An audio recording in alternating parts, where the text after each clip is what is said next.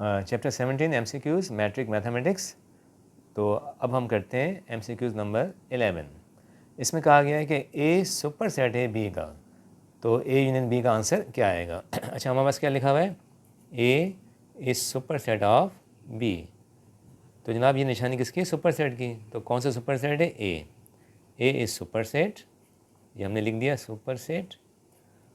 जब ए super set है तो फिर बी क्या होगा, डेफिनेटली बी क्या हो जाएगा, सबसेट हो जाएगा, बी इज सबसेट।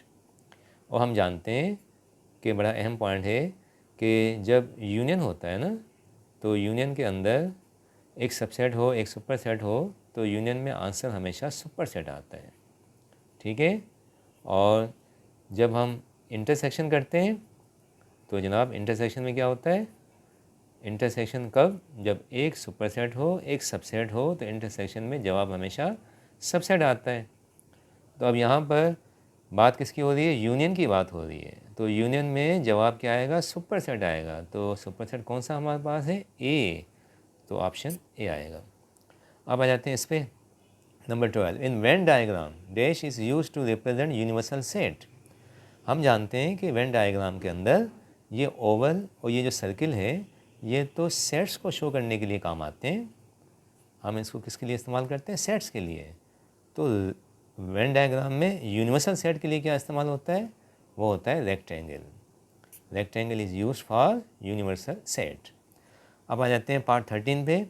दो ऑर्डर्ड पेयर्स आपस में इक्वल हैं, हमें मालूम करना है कि x प्लस वाई की वैल्यू क्या होगी। तो ये जो हमारे पास दे रखा है हम इसको ऐसे लिख देते हैं, x6 एक ऑर्डर्ड पेयर है, दूसरा है 2y माइनस 6, ठीक है। अब इसमें क्या होगा कि first is equal to first, यानी कि x इज इक्वल टू 2 हो गया। और उसके बाद दूसरा क्या है, और second is equal to second, यानी कि 6 इक्वल हो जाएगा y माइनस 6 के। अच्छा, माइनस 6 को इधर ले आए तो क्या हो जाएगा, y is equal to 6 plus 6, यानी कि हम क्या लिखेंगे, y इज इक्वल टू 12।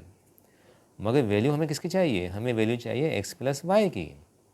तो x प्लस वाई मालूम करना है, व्हाट इज़ x, x हमने निकाला 2, and what is y, y हमने निकाला 12, तो y हमने 12 लगा दिया। तो 2 प्लस 12 कितना हो गया, ये हमारे पास हो गया 14।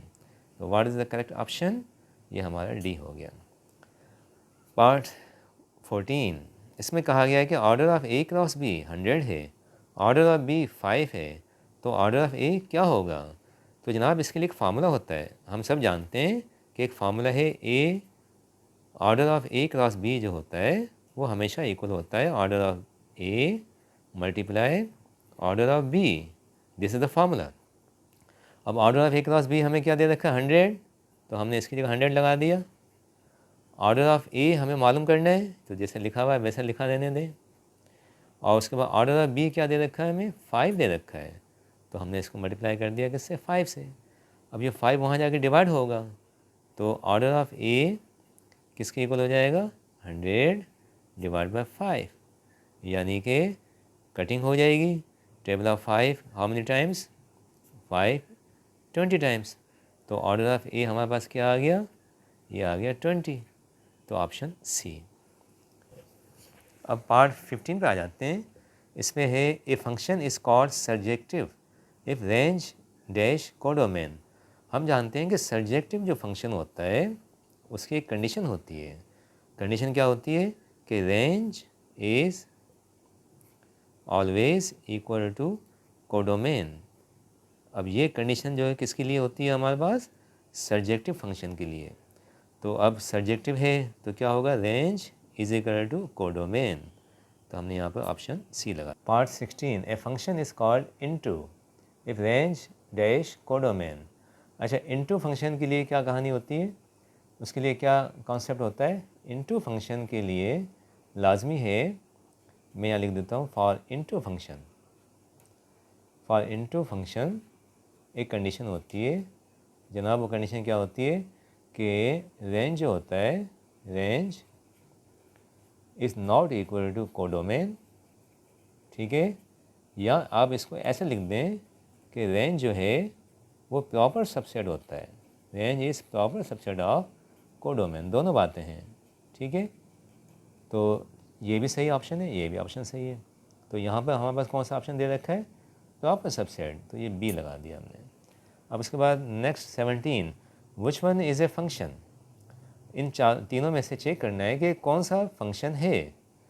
अच्छा, अब फंक्शन के लिए क्या करना पड़ता है, हमें सिर्फ ये जो एलिमेंट्स ऑफ डोमेन हैं, पहले जो एलिमेंट उनको चेक करना पड़ता है कि यहाँ देखें 2 फिर 2, अगर पहला एलिमेंट रिपीट हो गया तो हम कहते हैं that is not a function.